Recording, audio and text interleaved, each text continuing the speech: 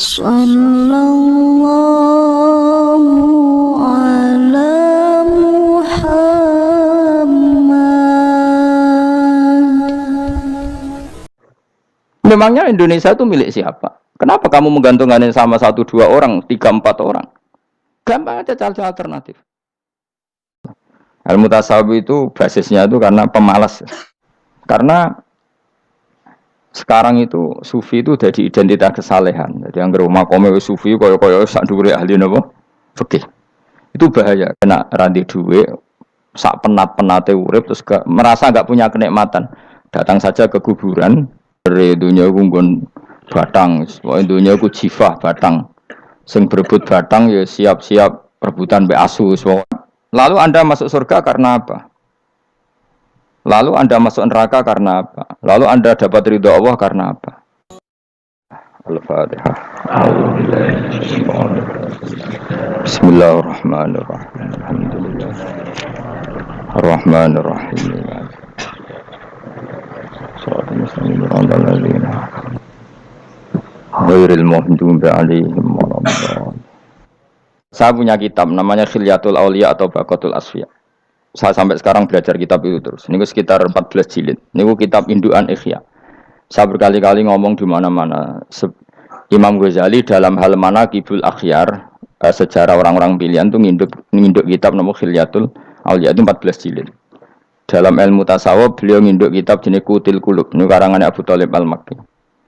Dalam fikih tentu beliau nginduk gurunya Imam Haromen.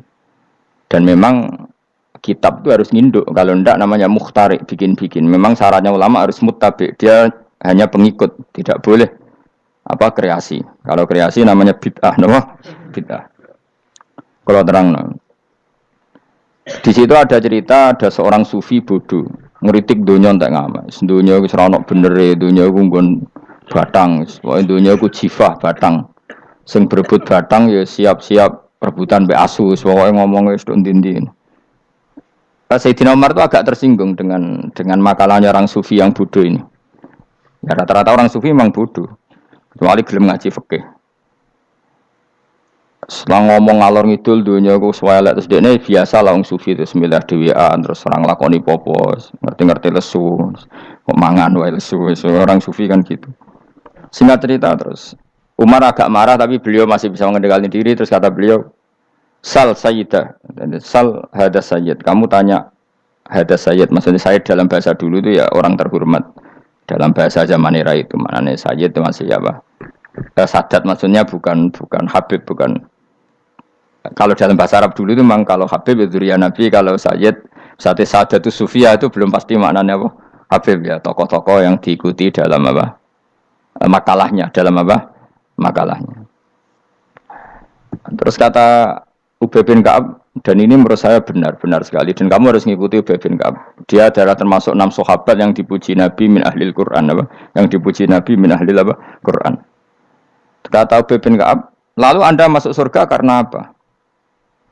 Lalu Anda masuk neraka karena apa? Lalu Anda dapat ridho Allah karena apa?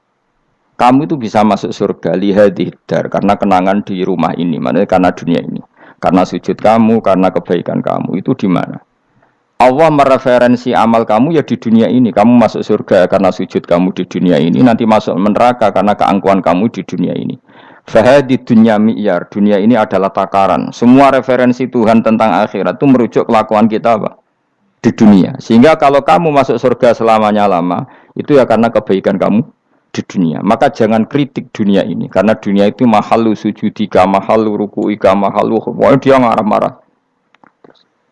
Sehingga semenjak itu kata Ibnu Khaldun, orang tahu dunia yang dikritik adalah dari madatul kalimah dani'ah, suatu yang murahan, apa? Yang murahan. Sehingga kalau misalnya orientasinya itu kebesaran li'ilai kalimatillah, maka itu tidak termasuk dunia. Dan yang suasananya akhirat tapi motifnya adalah kasal, kemalasan, itu yang benar-benar dunia. Makanya Imam Syafi'i sering kritik tasawuf itu sampai ussisati tasawuf alal kasal. Ilmu tasawuf itu basisnya itu karena pemalas. Karena tadi misalnya begini, ini contoh paling gampang. Zaid itu di daerah pinggiran. di daerah pinggiran di mana Islam itu minoritas. Terus dia ingin kaya raya supaya bisa bikin masjid atau bikin komunitas Islam. Atau dia ingin jabat jadi lurah supaya nggak ada pelarangan orang sholat karena dia yang punya otoritas bikin aturan. Atau kalau mungkin skup lebih besar dia ingin jadi bupati supaya daerah situ familiar dengan Islam karena pejabatnya Muslim. Itu tidak dunia karena semua orientasinya untuk mengawal sujud, mengawal kebenaran. Tapi kalau kamu di daerah pinggiran, kemudian milih DWA, kabeh kersane pangeran, sidik-sidik kersane pangeran, terus kamu meninggalkan aktivitas dakwah, itu yang dunia, karena motivasi kamu adalah al-kasal, males dari mewarnai buminya Allah ini dengan sujud. Ini yang banyak orang sufi salah paham. Makanya orang sufi harus ngaji fikih. Bendekne roh, dielingno wong alim, wong fikih nak kitmanul ilmi ku haram. Apa kitmanul ilmi haram. Menyimpan ilmu itu haram. Tidak memberi kontribusi dalam proses orang sujud adalah haram. Tidak memberi pencerahan pada umatnya Nabi adalah haram. Menikmati keasikan yang pangeran dewi adalah haram. Dia harus diingatkan gitu terus. Kalau enggak, itu bahaya bagi agama ini. Makanya dulu itu enggak ada orang sufi yang enggak ngaji ulama fikih. Sekarang kebalikan, malah wong sufi darani fikih mau kulit dekne wis tok hakikat, sembrono. Sing dimaksud dunya ketika dikritik pangeran iku dunya sing sangka kata daniah, sesuatu sing murahan, sing enteng, sing nafsu. Iku jenenge napa? Dunya, napa? Dunya. Tapi ketika sesuatu itu baik dan mengarah kepada Allah, iki jenenge dunya iki masruatul akhirah. Maka dunia itu di dua status, napa? Siji masruatul akhirah. Dan ini status yang harus kita pakai. Makanya kata Imam Ghazali itu, kowe nak randi duit, sak penat-penate urip terus merasa enggak punya kenikmatan. Datang saja ke kuburan dan yakinlah semua yang sedang mati keinginannya hanya satu, ingin kembali di dunia dan memperbaiki amal-amalnya. Berarti dunia adalah segala-galanya bagi orang yang sudah mati. Ya, orang yang sudah mati itu cita-citanya satu. La'alli arji, semoga kita kembali ke dunia. Untuk apa? Untuk membenahi semua kesalahan yang pernah dilakukan zaman yang dunia. Terus kamu ingat, fa'ana fid dunya. Ya Allah, alhamdulillah sekarang masih saya di dunia. Artinya saya punya satu kesempatan yang diinginkan semua orang yang sudah mati di seluruh dunia. Makanya Imam Syafi'i masyhur makalah beliau tentang fikih dan tasawuf itu. Bisa kutip ya. Dan saya memang saya hafalkan terus makna teman. Faqihan wa sufiyan fakun laisa wahida fa inni wa haqqu wahi iyyaka ansahu. Terus kata beliau mensifati orang faqih fa hadza qasin lam yazuk qalbuhu tuqa. Wa hadza jahulun kaifadul jahli yasluhu. Itu masyhur. Di dunia ini identitas di dunia kita, dunia ulama itu hanya dua. Kalau enggak sufi ya faqih. Kamu jangan jadi salah satu. Faqih adalah orang sing qasin, itu qalbuhu qasin, hatinya itu keras, atine atos. Lam jadu qalbuhu tuqas, gak ditakwa blas. Wong faqih ora ditakwa blas, gak di empati blas. Tapi orang sufi itu wahada jauh ini malah geblek blas, malah parah meneh. Sing sitok atas atine sitok geblek dari Imam Syafi'i itu. Kena protes berarti Imam Syafi'i aja protes aku. Kenapa begitu? Misalnya gini orang faqih. Kalau bapak nyontohkan tuh gini. Orang faqih itu punya aturan, misalnya kalau rukuk tidak begini enggak sah, sujud kalau enggak begini enggak sah, sholat kalau tidak begini enggak sah. Oke, aturan itu baik. Tapi punya keangkuhan berpikir, misalnya ada orang desa terbelakang, misalnya di pedalaman Gunung Kidul, Kulon Progo. Ada orang yang ditobatkan orang-orang sufi. Orang sufi itu ya sing rodok goblok-goblok itu, misalnya nobatkan. Enak wae wong fikir melok nobatno tapi tahu-tahu bilang ini sholatnya enggak sah, rukuknya enggak sah, Fatihahnya enggak sah. Jare sing sufi. Wah semane nobatno ora iso salat apa ora disahno. Si sufi ya goblok pisan. Ketika ngawal si ajudannya tadi salat, enggak dikawal. Sehingga banyak aliran di Jawa salat ala kali Joko ya ono Fatihah mau meneng tok. Sitok sujud tok. Jadi ini sitok atas atine ora gelem bina tapi muni rasa. Sitok goblok ora tahu nerusno pembinaan. Akhirnya ya mandek ning satu kesalahan dan diwaris ya bergenerasi-generasi. Nah, kenapa Imam Ghazali muji orang sufi? Kitab-kitab Risalah Kusairah muji orang sufi itu sufi-sufi yang kayak kue. Sufi-sufi yang belajar fikih. Kenapa? Sufi-sufi yang masih mau belajar fikih. Kok enak? Jadi sufi itu maknanya sidik-sidik. Zaman wis rusak itu tidak seperti itu. Nak rusak ya amanat pengiran kon melok dandani. Nah, ketika rakyat didandani sebetulnya nggak masalah, kan ada alternatif. Misalnya gini, ada mobil rusak nggak bisa dipakai. Memangnya mobil hanya itu? Kan ada mobil yang lain itu jenis fakih. Ini ndak, kamu punya pemimpin hanya 2 atau 3 lah, biar nggak nyindir. 3 atau 4 lah. Ketika 4 ini orang ini gagal, seakan-akan Indonesia gagal. Memangnya Indonesia hanya punya orang 4 itu, goblok sekali kita berpikir gitu. Segoblok-gobloknya apa?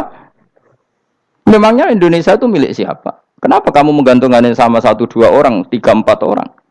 Gampang aja cari alternatif. Tapi kelirunya kita selalu begitu. Ketika kecewa sama pemimpin, seakan-akan dunia ini tergantung pemimpin itu. Mana ada dunia ini dipasarkan sama makhluk oleh Allah. Dunia ini milik Allah, nggak pernah dipasarkan makhluk. Bahkan kiai mati pun nggak ngefek pada agama. Dulu sahabat meninggal, agama jalan. Wali songo orang-orang pilihan meninggal, agama jalan. Karena Allah tidak ridho dunia ini, agama ini, dunia maupun agama dipasrahkan sama seseorang. Allah yang mengurus dunia ini. Apa nak konglomerat mati terus wong melarat kabeh? Tidak kan? Apa nak wong soleh mati terus wong bejat kabeh? Tidak. Allah yang mengurus agama ini, mengurus dunia ini. Yo.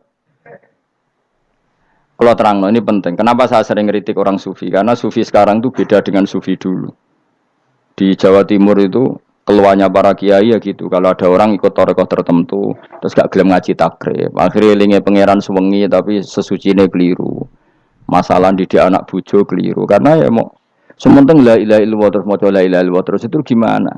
Kalau kita iman sama Allah, ternyata iman dengan aturan-aturan Allah. Misalnya kita seneng cawe wedok, terus mbok sebut jenenge tok, kono njuk wedak ra mbok kei, njuk mangan ra mbok kei. Terus kamu tidak mempelajari sing disenengi pacaran ku apa?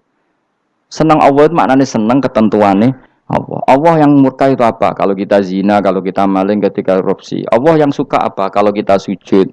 Lalu syaratnya sujud apa? Harus dalam keadaan suci dari hadas besar maupun hadas kecil dan tempatnya tidak ada najis. Bahkan harus gitu. Itu senang Allah kok aman. Allah sewengi terus pingsan, kesemper. Terus nak tepak harus darani wali. Darani wali ono salam template. Wah apa-apaanan. Allah bikin aturan, kamu sewengi ning masjid itu ketentuan fikihnya kayak apa? Kalau istri kamu sakit, anak kamu sakit, kamu wajib ngurmat anak bojo dan itu juga perintah Allah. Dulu nggak ada zaman Nabi seperti itu. Nabi itikaf sewengi ning masjid pikir wiridan, itu ya mulang biasa. Wiridan sekadarnya, habis itu Nabi yang ngajar biasa. Siapa yang tanya tentang haid, siapa yang tanya tentang ghanimah, siapa yang tanya. Jadi yas'alunaka 'anil anfal. Ketika mereka iskal, lalu ghanimah cara bagi gimana ya Rasulullah? Dibagi wa'lamu annama ghanimtum min syai'in fa anlillahi khumusahu wa lirrasul 1/5. Ada yang tanya lagi, "Wa salunaka 'anil makhid." Istri saya cara ngakad tidak normal ya Rasulullah. Kadang-kadang over. Terus disebut itu istihadah apa? Ditanyakan. Ada yang kaya usul, ya Rasulullah duit kula kathah lalu tak kasihkan siapa? Ya salunaka madzayun fikun. Ora kok terus eling pangeran sungi-sungi terus do ngantuk, bariku keturu. Bariku makan-makan ora ono ngono. Coba, jika seseorang terkenal wali itu paling untung udekne. Ini bukan kritik kan. Memang harus dikritik. Sing kritik aku enak kowe kualat, kowe ra wali kok ngritik wali. Kowe cuma melok-melok. Karena apa? Kita ini syafaqatan di hadil ummah, kita kasihan umat ini mencintai kiai, kemudian tidak dapat apa-apa dari kiai itu. Caranya apa ya? Kita mulang. Makanya Rasulullah itu masyhur kan di sebuah hadis, sama cari di Muqaddimah Majmu', di Muqaddimah Ihya, hampir semua kitab ulama top itu menceritakan hadis ini. Nabi ke masjid, ada satu kelompok yang nangis-nangis ndonga, ada sekelompok yang mulang fikih. Mulang itu ya, iki halal, iki haram, iki salat begini enggak sah ini. Pokoknya mulang aturan-aturannya pangeran. Nabi ngadeg, kemudian Nabi bilang gini, kilakuma ala khairin, dua kelompok ini sama-sama baik. Tapi apa yang terjadi?